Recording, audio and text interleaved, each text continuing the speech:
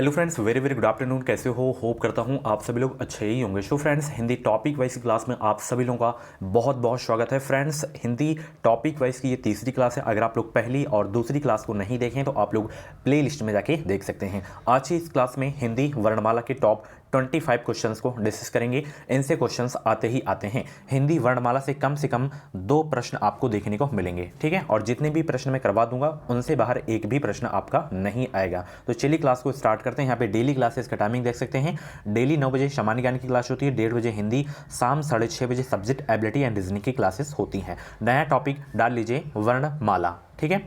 और विराम चिन्ह के भी कुछ क्वेश्चन हो सकते हैं इसमें, ठीक है। तो ये क्रैश कोर्स है। इसमें आपको जो है बीएड एंट्रेंस एग्जाम का पूरा मटेरियल देखने को मिल जाएगा। हिंदी जी के रीजनिंग सब्जेक्ट एबिलिटी के 5000 से ज़्यादा टॉपिक वाइज सब्जेक्टिव क्वेश्चन देखने को मिलेंगे। 2012 से 22 तक के प्रीवियस पेपर्स भी आपको देखने को मिलेंगे।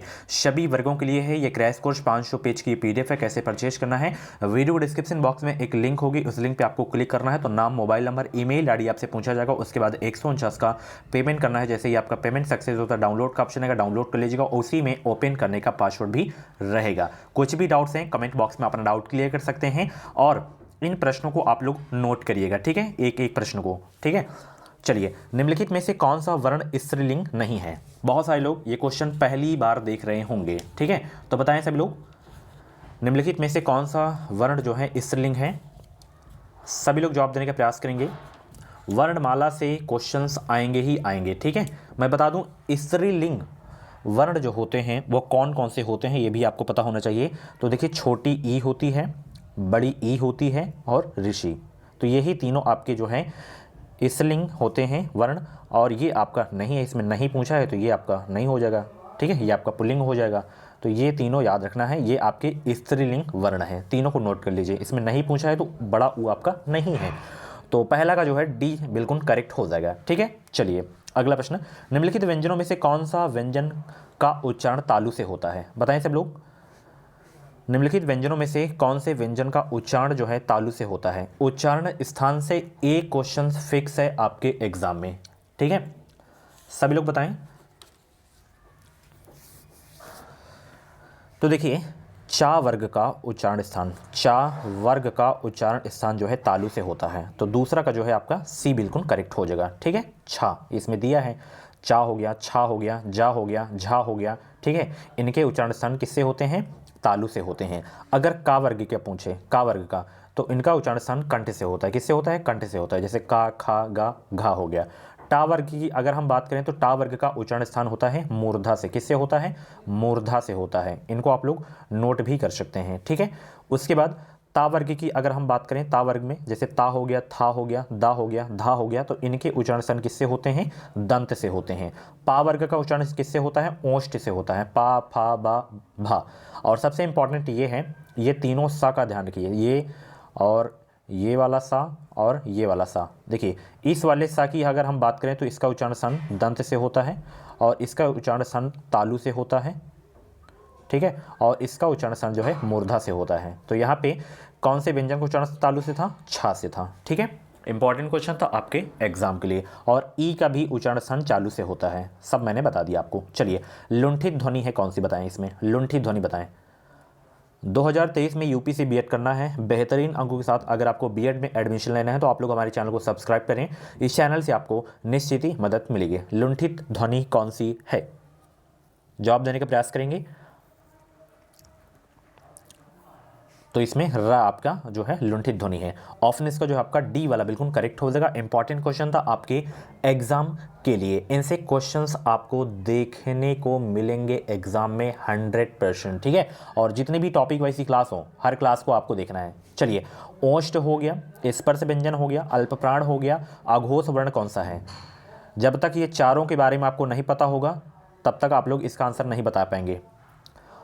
बताएं सब लोग। स्पर्श व्यंजनों की संख्या पूछे तो 25 होती है, ये भी आपको याद रखना है, ठीक है। बताएं सब लोग, स्पर्श व्यंजन की पूछे, संख्या पूछे तो 25 याद रखना है।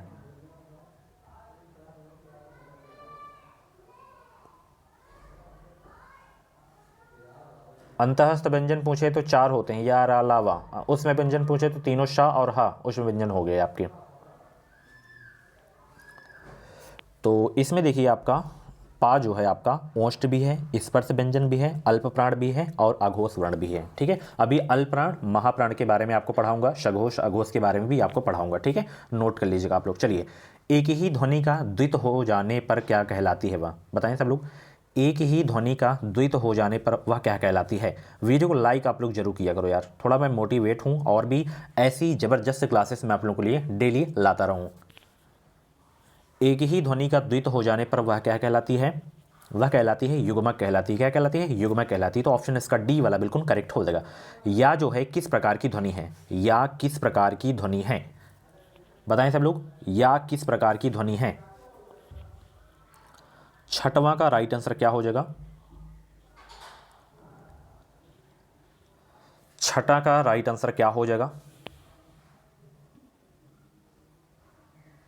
देखिए, ईचू यशानाम करके याद रखना है। ई से ई हो गया आपका, ये आपका तालव्य से होता है, और चा वर्ग हो गया और या हो गया ईचू यशानाम। और कौन सा सा, ये वाला सा, इनका उच्चारण सन किससे होता है, तालु या तालव्य से होता है। ध्यान रखिएगा, ई हो गया और चा वर्ग में आपका हो गया छा छा झा झा हो गया, या हो गया आपका, और ये वाला सा, इनके उच्चारण सन किससे होते हैं, तालव्य से होते हैं। नोट कर लीजिएगा अच्छे से। उच्चारण स्थान से एक क्वेश्चन आपके एग्जाम में 100% आ जाएगा। चलिए, उच्चारण की दृष्टि से वाह क्या है, वाह, ये भी बहुत एग्जाम में पूछा जाता है। वाह क्या है उच्चारण की दृष्टि से, बताएं सब लोग। यानी कि वाह का उच्चारण सन किससे होता है ये आपको बताना है। दंतोष्ठ से होता है। हर एक प्रश्न को नोट करना है। ठीक है, चलिए, हिंदी वर्णमाला में स्वरों की संख्या कितनी होती है, बताएं सब लोग। 13, 10, 11, 12 स्वरों की संख्या बताएं। तो स्वरों की संख्या होती है, कितनी होती है, 11 होती है। ठीक है, 11। कौन कौन से, छोटा आ, बड़ा आ हो गया और छोटी ई हो गया। इनको याद रखिएगा, एग्जाम में पूछ लेता है कि इनमें से कौन सा स्वर नहीं है, तो पता रहेगा तभी आप लोग लिख पाएंगे। ये ऋषि हो गया आपका। ठीक है, राइटिंग पे मत जाइएगा, कंटेंट पे जाइए आप लोग। ये आपके स्वर हो गए 1 2 3 4 5 6 7 8 9 10 11। स्वरों की संख्या कितनी हो गई, 11। तो सी आपका बिल्कुल करेक्ट हो जाएगा। ठीक है, व्यंजन पूछे तो व्यंजन की संख्या बताएं सब लोग। व्यंजन की संख्या कितनी होती है, कमेंट बॉक्स में छाप देंगे सभी लोग। चलिए, ए के उच्चारण में किस किस की सहायता ली जाती है, ए के उच्चारण स्थान में, ए के उच्चारण स्थान में किसकी किसकी सहायता ली जाती है, बताएं सब लोग।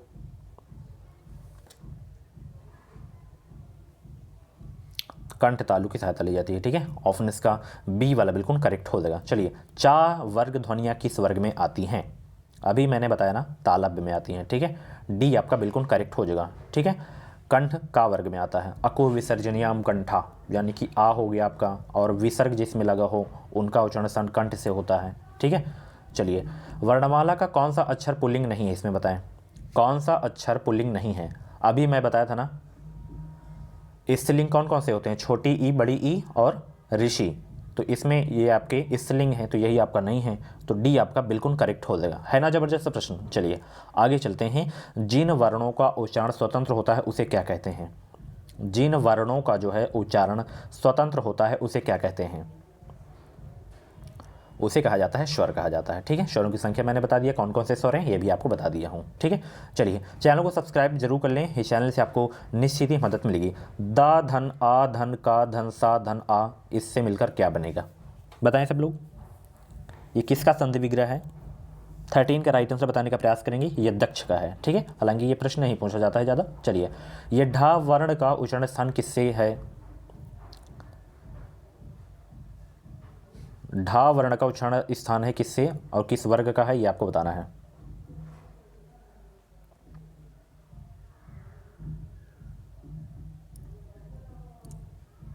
टा वर्ग का चौथा है वर्ग। ठीक है, चलिए, लिपि चिन्हों के क्रमबद्ध समूह को क्या कहते हैं, लिपि चिन्हों के क्रमबद्ध समूह को क्या कहते हैं।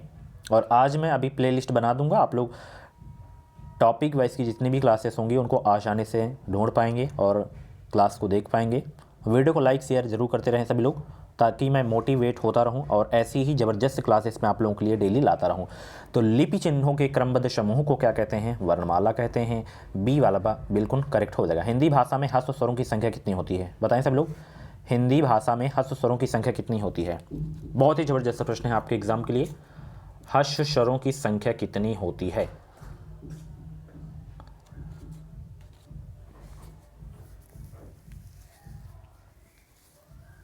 तो 4 होती है हर्ष स्वरों की संख्या। ठीक है, कौन कौन से होते हैं हर्ष स्वर? इसे लघु मूल स्वर भी कहा जाता है। हर्ष स्वर को जो है मूल स्वर और लघु स्वर के नाम से भी जाना जाता है। नोट कर लीजिएगा, ये आपके चारों आपके हर्ष स्वर हैं। ये छोटा आ हो गया, छोटी ई हो गया, और ऊ हो गया छोटा, और ऋषि हो गया। ये आपके जो है हर्ष स्वर हैं, 4 याद रखने हैं। ठीक है, नोट कर लियो हो, सभी लोग नोट कर लो।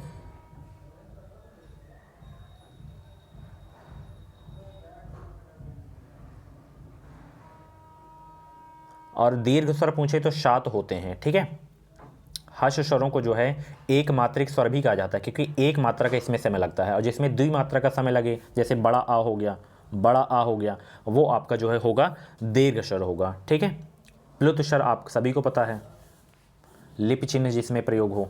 ठीक है, चलिए, ऐसी कौन सी 2 मात्राएं हैं जिनका प्रयोग तो किया जाता है किंतु उनका समावेश स्वर में नहीं किया जाता है?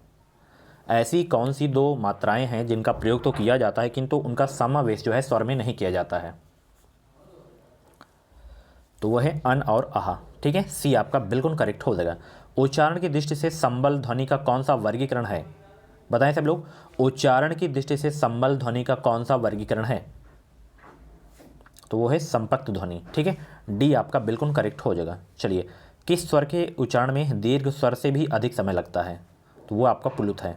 ठीक है, एक मात्रिक पूछे तो हर्ष हो गया, द्विमात्रिक पूछे तो आपका दीर्घ हो गया, और प्लुत आपका इसमें जो है दीर्घ स्वर से भी अधिक समय लगता है। ठीक है, तो इंपॉर्टेंट क्वेश्चन है आपके एग्जाम के लिए। ठीक है, मतलब मात्रा के आधार पर जो होते हैं स्वर 3 प्रकार के होते हैं, हर्ष, दीर्घ, प्लुत। ठीक है, वैसे स्वरों की संख्या पूछे तो 11 याद रखना है। अगर पूछे कि मात्रा के आधार पर स्वर कितने प्रकार के होते हैं, 3 प्रकार के होते हैं। कौन कौन से? हर्ष स्वर हो गया, दीर्घ स्वर हो गया, प्लुत स्वर हो गया, हर्ष स्वर भी मैंने बता दिया। संख्या कितनी होती है? 4 होती है। दीर्घ स्वरों की संख्या कितनी होती है? 7 होती है। और प्लुत स्वर भी बता दिया हूँ। ठीक है, चलिए आगे चलते हैं।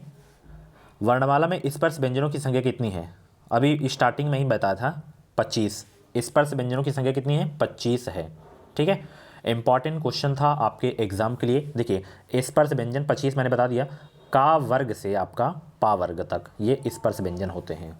ठीक है, का वर्ग से पा वर्ग के सभी वर्ण स्पर्श व्यंजन के अंतर्गत आते हैं, ध्यान रखिएगा। ठीक है, अगर पूछे नासिक वर्ण कौन कौन से हैं, तो जो पंचमा अक्षर होते हैं, जैसे अंगा हो गया, इया हो गया, अड़ा हो गया, ना हो गया, मा हो गया, इनके उच्चारण स्थान नासिक से होते हैं। ठीक है, चलिए, स्वर ए और ए का उच्चारण स्थान कौन सा है?